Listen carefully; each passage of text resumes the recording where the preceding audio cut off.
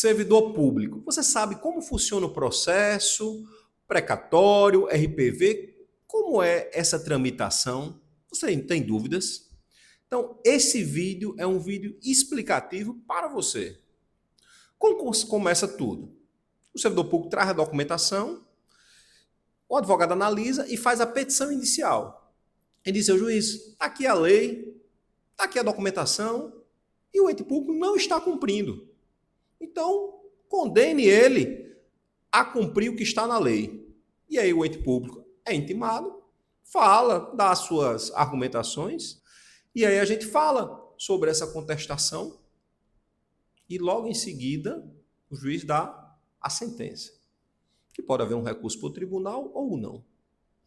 Então, encerrada essa primeira fase de processo, de conhecimento, que o juiz ou o tribunal diz que o servidor público tem o direito, está na lei e não está sendo cumprido, inicia uma segunda parte. E essa segunda parte é uma parte que os servidores públicos têm muita dúvida. Se o pagamento, como ele ocorrerá? Existe um regime diferenciado de pagamento para o ente público. Foi criada uma lei e essa lei determina como o ente público paga. Não é como a gente penhora e paga, não é bem assim. Existem duas formas do ente público pagar. Por RPV, requisição de pequeno valor, ou precatório. Precatórios, famosos precatórios, onde tem uma lista. E como funciona? Depende do ente público. Se o ente público for federal, ou seja, você trabalha para o governo federal ou para uma das suas autarquias, a requisição de pequeno valor é qualquer valor abaixo de 60 salários mínimos. E se for Estado? 20 salários mínimos. Os valores abaixo de 20 salários mínimos é pago por RPV. E município? 10 salários mínimos. Valores abaixo disso é pago por RPV. Tem particularidades? Tem. Tem alguns municípios que o valor chega a ser até menor. Tem mais.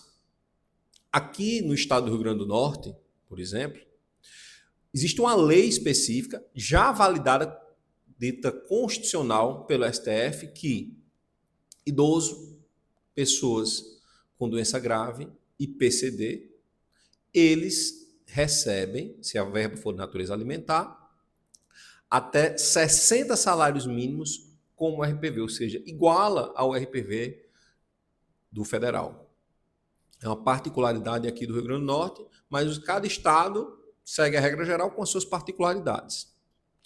E se o valor ultrapassa o RPV, o que é que acontece? Vai ser escrito na lista de precatórios. E como é que é feito isso? O juiz, primeiro, ele inicia a execução através de uma petição do advogado que apresenta os cálculos. E aí o ente público se manifesta sobre os cálculos e o juiz, no final, bate o martelo dizendo qual o valor exato daquele direito que ele já concedeu anteriormente, através de sentença ou acordo do tribunal. Então, vamos lá. O servidor entrou com a ação, procurou advogado, tramitou todo o processo, foi dado o ganho de causa, que é um termo bem comum, e aí agora vamos ver quanto é que esse ganho de causa é, o valor. Vamos dizer que o valor do servidor público é 100 mil reais que ele vai receber. Então, como esse valor ele ultrapassa o teto do RPV, vamos considerar município. Então, vai ser escrito na lista de precatórios. E como é que é essa lista de precatórios? O juiz, após bater o martelo do valor, ele determina que a secretaria expeça o ofício requisitório. Sabe aquele ofício que é feito entre órgãos públicos, bem comum?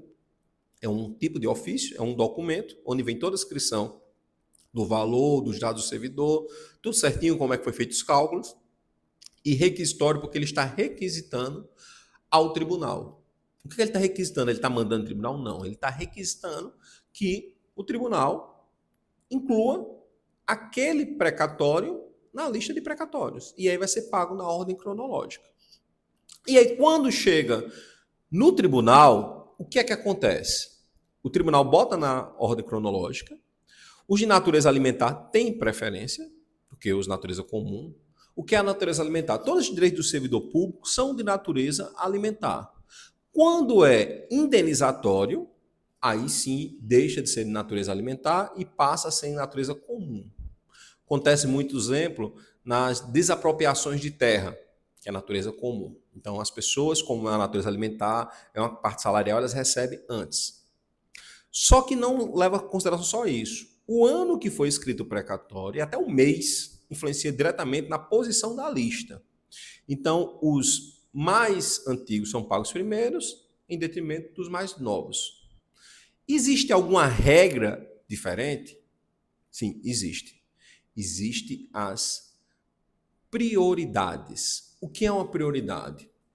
Uma prioridade é quando a pessoa é maior de 60 anos, ela tem uma doença grave ou PCD. E o precatório dele, além disso, é alimentar. Então ele entra numa fila de prioridade, é pago antes de todos. E ainda tem a super preferência, que é acima de 80 anos. Passa na frente ainda dessas. Mas vamos lá. É pago todo o precatório? A pessoa tem um precatório de 100 mil reais de um município. Não. É pago 5 vezes o valor do RPV.